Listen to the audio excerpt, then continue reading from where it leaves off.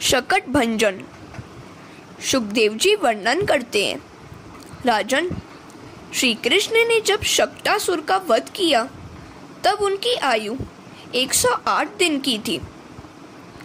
कृष्ण के दर्शन किए बिना गोपियों को चैन नहीं आता था।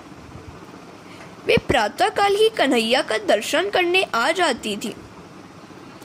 यशोदा जी के पास बड़े सवेरे गोपियां आ गईं, तो उन्होंने कहा, अरे बावरी सखियों, क्यों मेरे लाला को देखे बिना तुम्हें चैन नहीं आता?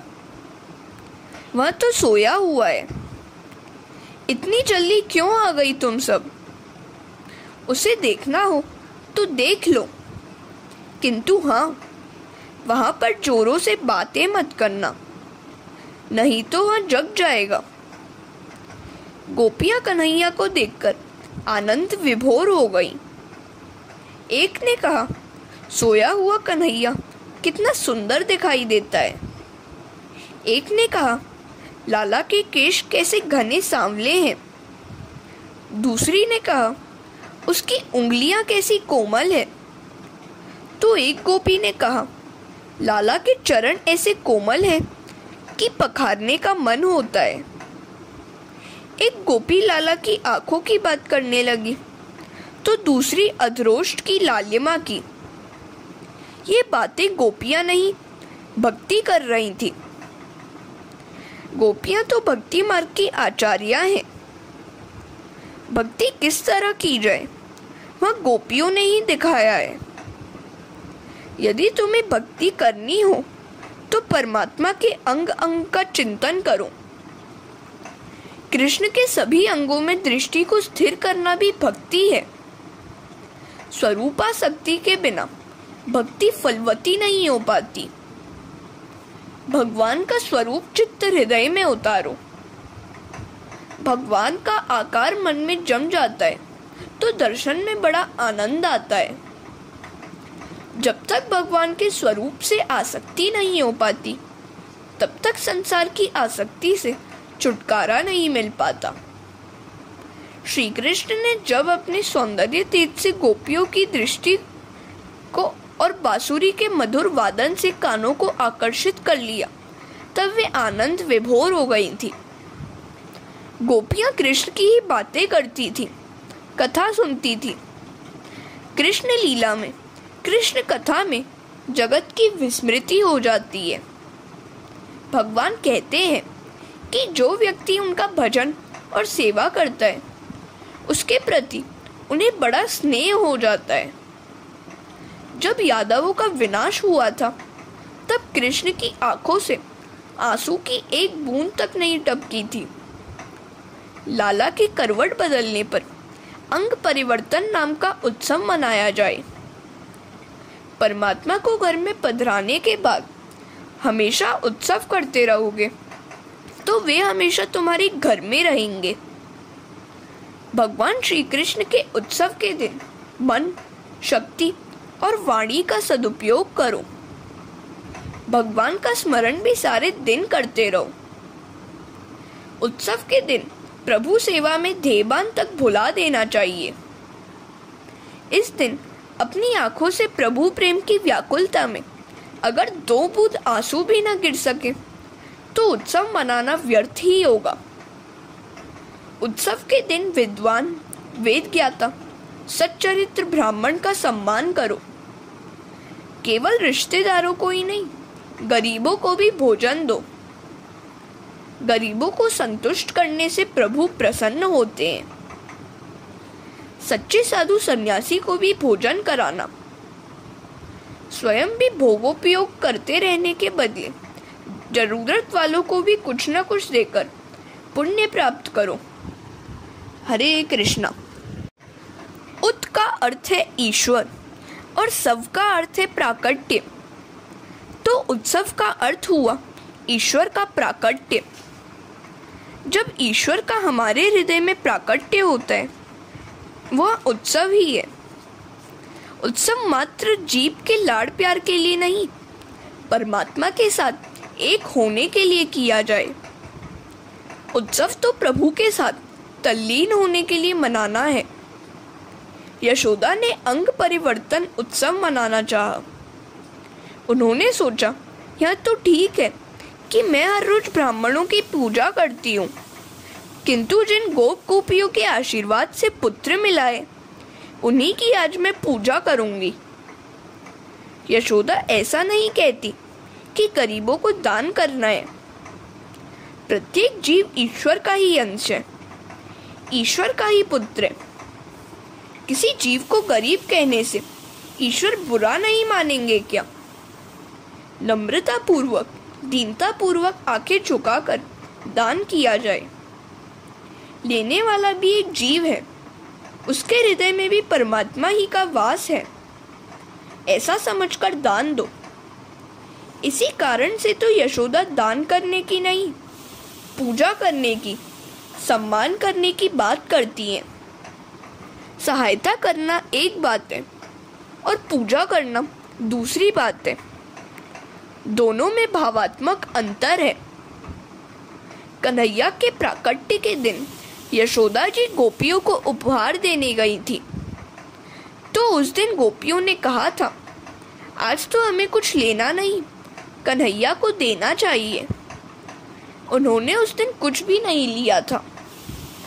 जहाँ लेने की इच्छा होती है वहीं मोह होता है, और जहाँ देने की इच्छा होती है वहाँ प्रेम। यशोदा कहती है, आज मुझे सभी व्रजवासियों की पूजा करनी है।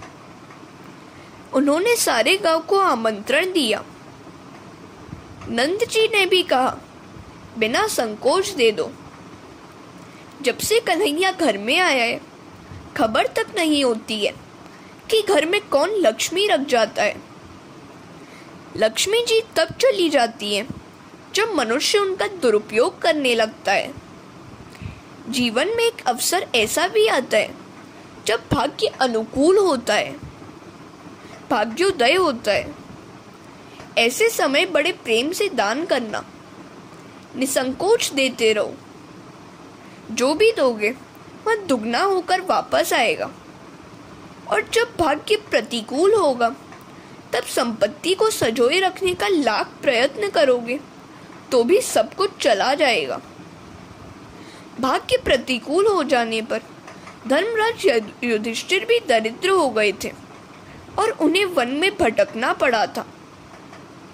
तो साधारण मनुष्य की तो चर्चा ही कैसे करें।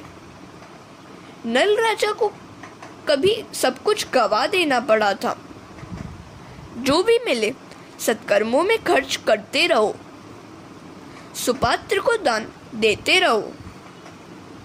आज भाग्य अनुकूल था, सो यशोदा जी दिल लगाकर दान करने लगी।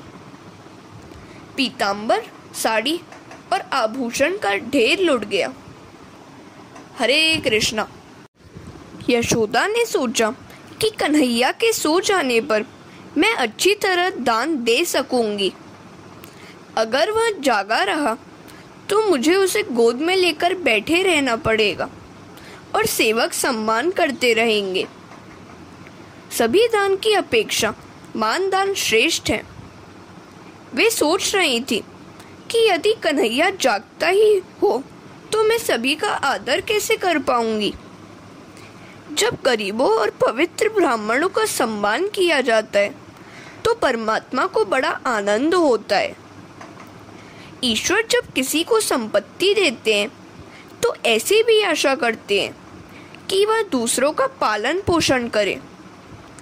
लाला ने आंखें तो बंद कर ली, किंतु वह अंदर से तो जाग ही रहा था। यदि मेरे सो जाने से माता को आनंद मिलता है तो मैं सो जाऊं। भगवान को नाटक करने की बड़ी आदत है। इसी कारण से तो उनका एक नाम नटवर भी है। माता को दिख रहा है कि वह सो गया। कृष्ण के जागने और सोने के विषय में शांकर भाष्य में कहा गया है, वैसे तो ईश्वर निष्क्रिय है, किंतु जीव माया के कारण क्रिया का आरोप करता है। ईश्वर क्रिया करता तो नहीं, कोई शहर आता है और न कोई शहर जाता है। गाड़ी ही हमें एक स्थान से दूसरे स्थान पर ले जाती है। इसी प्रकार ईश्वर कोई क्रिया स्वयं नहीं करते, वे तो लीला ही करते हैं। लीला निस्वार्थ होने के कारण आनंद रूप होती है। क्रिया और लीला में अंतर है। जिसके साथ कर्तृत्व का अभिमान और सुखी होने की इच्छा है वह क्रिया है, और जिसके साथ कर्तृत्व का अभिमान नहीं है तथा अन्य को सुखी करने की इच्छा है वह लीला है। जीव जो कुछ करता है वह क्रिया है, और ईश्वर जो कुछ करते हैं वह सब लीला है। यशोदा जी ने सोचा कि मेरे यहाँ आज सारा गांव उमड़ेगा, सो लाला का पलना यदि बाहर गाड़ी के नीचे रख लूं तो घर में ठीक ठीक जगह बढ़ेगी। सभी गोपियां आने वाली थीं, सो स्थानाभाव के कारण यशोदा जी ने कन्हैया का पलना गाड़ी के नीचे रख दिया। उस गाड़ी में दही दूध आदि था। यशोदा एक एक करके सभी गोपियों का आदर करने लगी। गोप पालकों को भी सुंदर कंठी देती थी, जिससे सभी माताएं प्रसन्न होती जाती थी। गोपियां कन्हैया को हार्दिकता से आशीर्वाद देती जाती थी। बाल कृष्ण लाल की जय। सभी आए हुए व्रजवासियों का आदर सम्मान करती हुई यशोदा जी आनंद में लीन हो गई। इधर बाल कन्हैया की नींद उड़ गई। कहाँ है मेरी माता? वह उत्सव तो मेरा ही मना रही है, जबकि मुझे आंगन में गाड़ी के नीचे रख छोड़ा है। उत्सव के दिन ही भगवान को बुला देना ठीक नहीं है। यशोदा जी ने उत्सव के दिन ही श्री कृष्ण को भुला दिया, सो विपत्ति आ गई। व्यवहार से छुटकारा नहीं मिल पाता, इसे तो निभाना पड़ेगा ही। जब तक कुछ न कुछ अपेक्षा है, व्यवहार भी चलता रहेगा। हरे कृष्णा। व्यवहार को छोड़ना तो है नहीं, और व्यवहार पालन कोई अपराध भी नहीं है, किंतु मात्र व्यवहार ही निभाए रखना, व्यवहार में बन जाना, व्यवहार में भगवान को भी भूल जाना अपराध है। धंधा व्यापार अपराध नहीं है, किंतु उसी में लीन होकर भगवान को भुला देना अपराध है। व्यापारी दुकान में भगवान की छवि की पूजा करता है, किंतु ग्राहक के साथ बातचीत के समय भगवान को भूल जाता है। वह ग्राहक को ईश्वर की उपस्थिति में ही ठगता है। वह ग्राहक को 5 रुपए की वस्तु 25 रुपए में बेचता है और फिर कहता है, तुम मेरे जाने पहचाने हो, सो मैं बिना नफा कमाए ही बेच रहा हूँ। लेने वाला सोचता है कि यह दुकानदार पहचाना हुआ है, सो मूल कीमत में ही माल दे रहा है।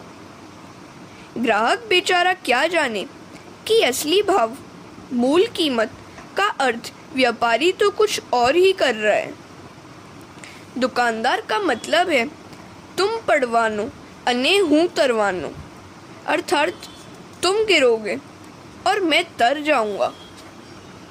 हम सबका लक्ष्य है श्री कृष्ण मिलन।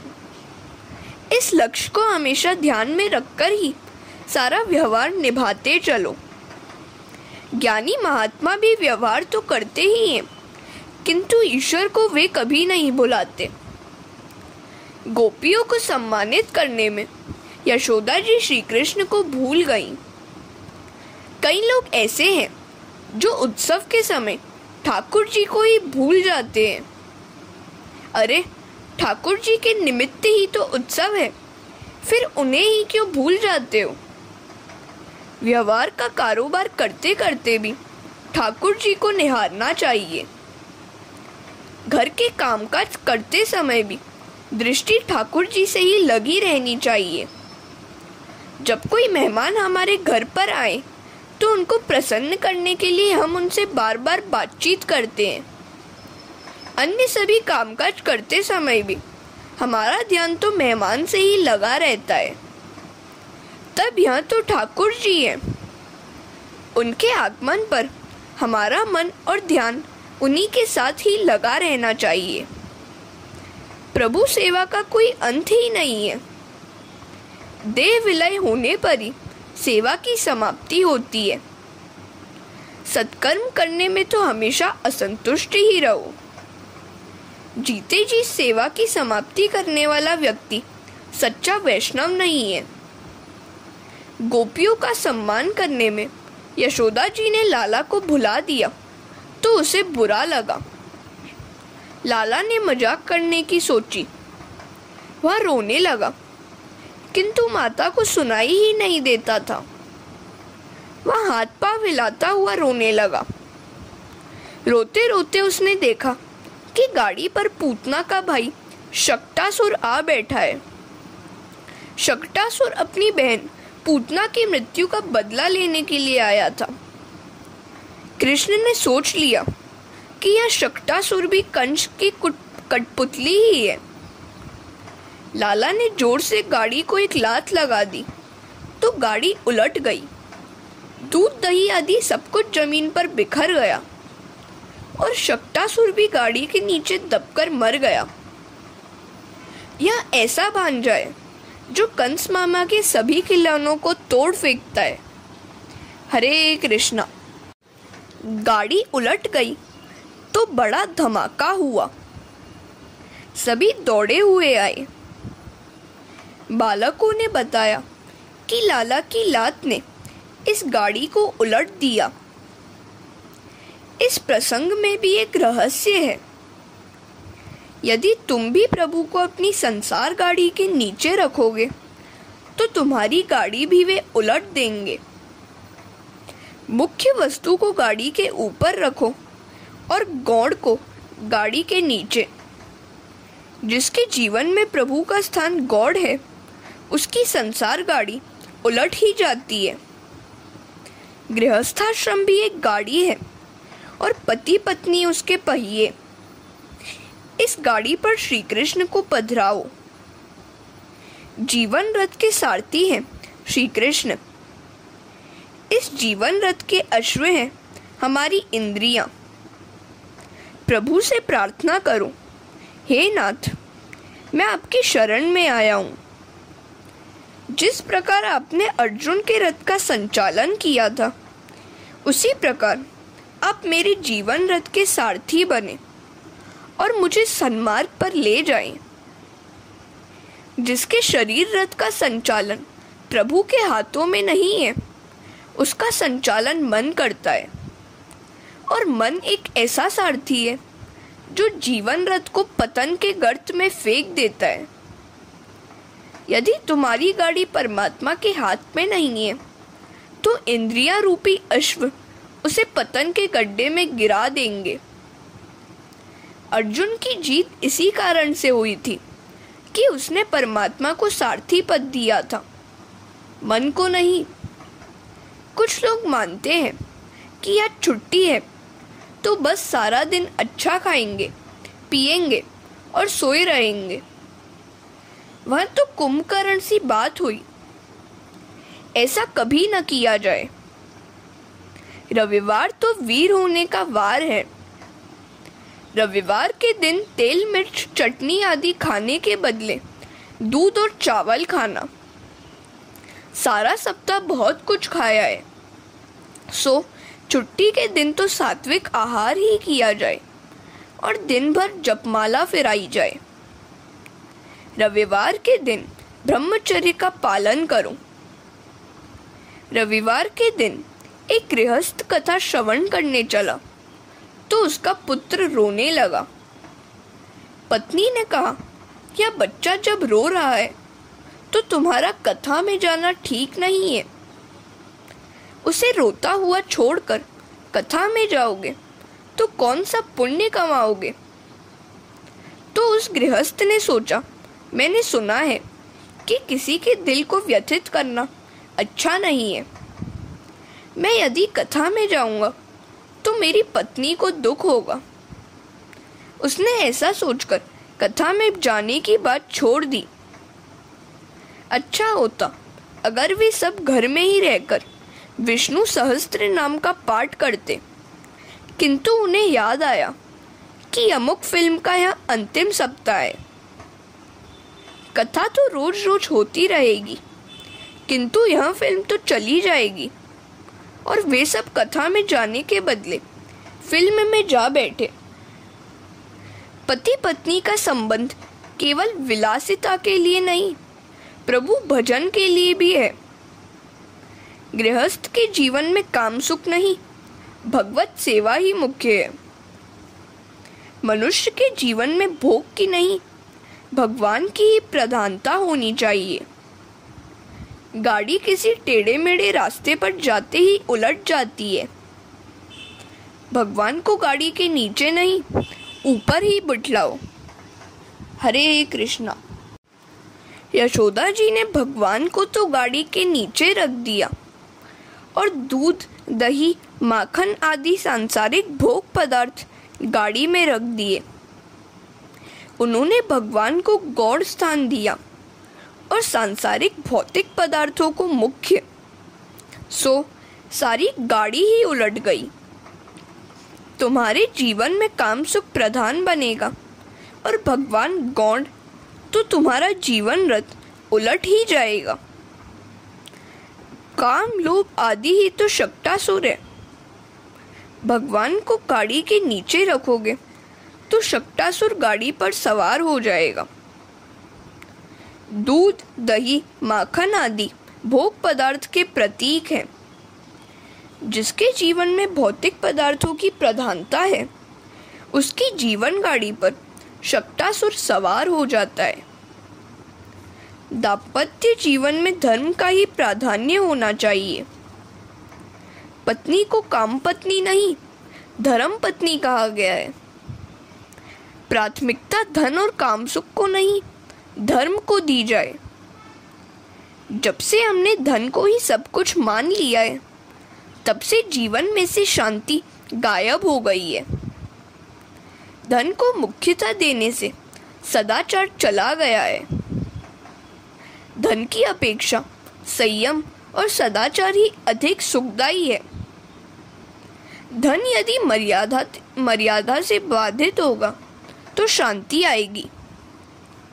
जीवन के 4 पुरुषार्थ बताए गए हैं: धर्म, अर्थ, काम और मोक्ष। इनके क्रम में भी एक विशिष्ट तारतम्य है। धर्म और मोक्ष के बीच है अर्थ और काम।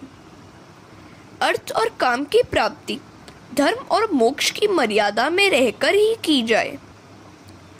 अर्थ और काम गौण है, धर्म और मोक्ष प्रधान है। यदि धर्म और मोक्ष गौण हो जाएंगे तो जीवन रथ अधोगति के गर्त में धंस जाएगा। जीवन में लौकिक सुखों का प्राधान्य हो जाएगा तो शक्टासुर सवार हो जाएगा। एक संत के मतानुसार शक्टासुर वध की लीला के समय श्री कृष्ण की आयु 108 दिनों की थी। जब आपके सिर पर शक्टासुर सवार हो जाए, तब 108 मोतियों वाली माला लेकर भगवान के नाम का जप करो। लौकिक व्यवहार को प्रधानता तथा श्री कृष्ण को गौणता देते ही काम, क्रोध, लोभ, मोह आदि शक्टासुर आ धमकते हैं। जीवन में श्री कृष्ण को प्रधानता देने से शक्टासुर का भय निर्मूल हो जाएगा। कुछ लोग कहते हैं कि कथा श्रवण के बिना ही यौवन गवा दिया और अब यह शक्टासुर नीचे उतरने का नाम ही नहीं लेता है। श्री कृष्ण शक्टासुर का वध अवश्य करते हैं। जब तुम्हारे हृदय पर काम, क्रोध, मोह, लोभ रूपी शक्टासुर सवार हो जाए, तब माला लेकर नारायण का नाम जप करने लगो। माला के साथ मैत्री होने पर शक्टासुर को निरुपद्रवी होना पड़ेगा। माला के साथ संबंध नहीं हो पाएगा तो शक्टासुर सवार हो जाएगा। काम, क्रोध आदि का सामना करना है तो परमात्मा का आश्रय लेना होगा। हरे कृष्णा। तृणावर्त उद्धार। अब आता है तृणावर्त का वध प्रसंग। किसी एक दिवस यशोदा जी श्री कृष्ण को अपनी गोद में बिठलाकर दुलरा रही थी। उस समय तृणावर्त को मारने के लिए भगवान ने अपना वजन बढ़ा लिया। यशोदा जी भार को सह न सकी तो कन्हैया को जमीन पर बिठला दिया और घर के काम में जुट गई।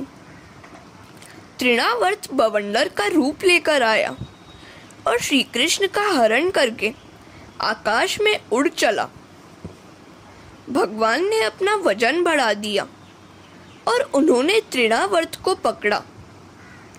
तृणावर्त के प्राण पखेरु उड़ गए। तृणावत जीवम आवर्यति स तृणावर्त। रजोगुण का चक्कर ही तृणावर्त है। काम और क्रोध है रजोगुण के पुत्र। रजोगुण मन में आया नहीं कि मन चंचल हो जाता है। तृणावर्त रूपी आंधी मन में आती ही वह चंचल हो जाता है।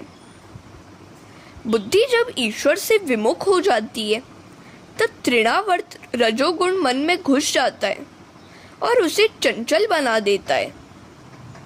यशोदा की आंखों में धूल जा घुसी। जब संसारिक सौंदर्य को निहारने में सुख मिलने लगे तब मान लेना कि आंखों में तृणावर्त आ बैठा है और फिर भगवान दर्शन नहीं देते। कन्हैया धीरे धीरे बड़ा होने लगा। घुटने के बल चलता हुआ वह गौशाला में भी पहुंच जाता था। सभी गायें भी उसे पहचानती थी। कई महान ऋषि भी गायों का अवतार लेकर गोकुल में आवासे थे। एक छोटा सा बछड़ा था। वह भी छोटा था और कन्हैया भी छोटा ही था। कृष्ण उसे अपना दोस्त मानते थे। वह बछड़ा हम्मा हम्मा करता था तो लाला बोलता था मैया मैया। कन्हैया उस बछड़े से अलग होता ही नहीं था। गाय भी आनंदावेश में बछड़े को भूलकर कन्हैया को चाटने लगती थी। यशोदा को विश्वास होने लगा कि गायों की सेवा की, जिसके फलस्वरूप उनके आशीष से हमें पुत्र मिला है जो गायों की सेवा करेगा। कन्हैया तो उन गायों और बछड़ों के साथ ही खेलता रहता था। वह गायों की पूंछ पकड़कर खड़ा होने की कोशिश करने लगा। माता कहती थी, अरे काना, बड़ा शरारती है तू, ये गाय तो तुझे मारेंगी। कन्हैया का एक और नाम कायम हो गया, वत्स पुच्छावलंबनम। एक बार यशोदा जी लाला को स्तनपान करा रही थी। उसका सुंदर मुख निहार रही थी। माता का प्रेम देखकर कन्हैया जोरों से दूध पीने लगा। बालक यदि दूध बहुत पी जाए तो माता को चिंता होने लगती है कि कहीं बीमार ना हो जाए। जब तक वैष्णव के हृदय में प्रेम उमड़ने नहीं लगता है तब तक प्रभु भूखे नहीं होते। उनकी प्रार्थना करो, नाथ, मैं आपको तो क्या भोजन कराऊं? आप सारे जगत के अन्नदाता हैं। फिर भी मैंने जो थोड़ी बहुत सामग्री बनाई है आप स्वीकार करें। कन्हैया के अत्यधिक दुग्धपान से यशोदा चिंता करने लगी। तो कन्हैया ने कहा, माता, तेरा दूध मैं अकेला नहीं पी रहा। मेरे मुख में समाया हुआ विश्व तेरे दुग्ध का पान कर रहा है। कन्हैया ने जम्हाई लेने के लिए मुंह खोला और यशोदा जी को समग्र ब्रह्मांड का दर्शन कराया। कन्हैया माता से कहता है, तू अकेले मुझे नहीं, अनंत जीवों को दूध पिला रही है। समग्र ब्रह्मांड को तू दुग्धपान करा रही है। भगवान ने सुदामा को अपार संपत्ति दी थी तो यमराज को चिंता हुई। उन्होंने भगवान से कहा, सुदामा के भाग्य में दारिद्र्य का योग्य है, उसके भाग्य में संपत्ति का क्षय लिखा हुआ है। आपने इतना सारा ऐश्वर्य उसे देकर ठीक नहीं किया है। कर्म मर्यादा भंग होगी। कर्मानुसार ही सुख दुख दिए जाते हैं। प्रभु ने यमराज से कहा, मैं वेदोक्त कर्म मर्यादा तोड़ना नहीं चाहता। जो मुझे भोजन कराता है वह समस्त ब्रह्मांड को भोजन कराता है। एक मुट्ठी भर तंदुल मुझे खिलाकर सुदामा ने सारे विश्व को भोजन कराया है। जो श्री कृष्ण को भोजन कराता है वह सारे विश्व को अन्नदान करता है और उसके नाम पुण्य जमा हो जाता है। भगवान मर्यादा को कभी भंग नहीं करते हैं। लाला ने यशोदा जी से कहा, माता, तू केवल मुझे ही नहीं समस्त ब्रह्मांड को तृप्त कर रही है। हरे कृष्णा।